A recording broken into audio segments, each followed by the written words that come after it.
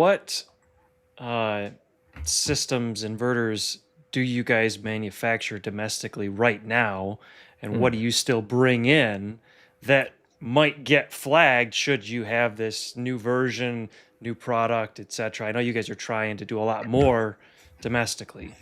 Yeah.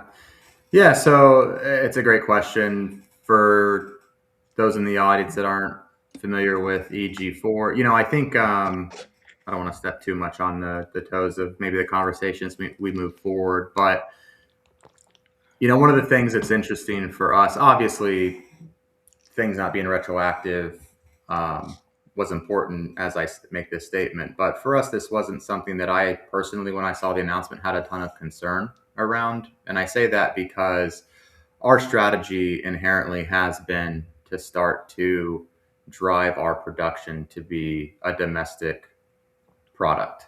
And we're doing that for a number of reasons, right? Obviously, when something like this crops up, which I'm not driving product development, but I don't think was on our radar from the conversations I've had. But when something like this crops up, it does give us protection. But generally, it just gives us a little bit more protection as you look at the supply chain, right? Having that domestic supply chain is going to make us more resilient, a little bit more capable to weather the various storms that can happen in a global supply chain type of situation as conflict, other things crop up and arise. So that said, part of our long-winded intro here, part of our strategy at EG4 has been to move the production of our products to the US. In support of that, we have a manufacturing partner, which is actually owned by the same parent company called Solar 76 in Commerce, Texas.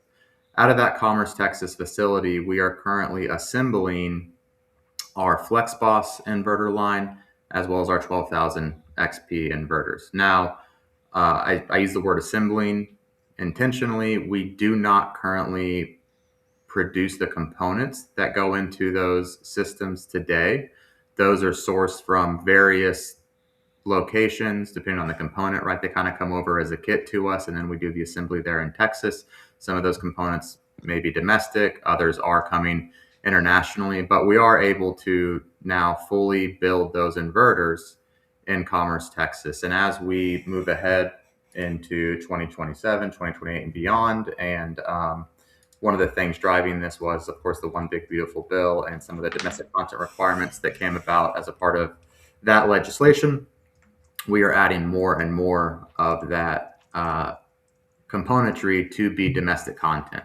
So, kind of your question there was, again, which inverters we're building there. That's the FlexBOSS line of inverters, both the FlexBOSS 18 and 21, as well as our 12,000 XP.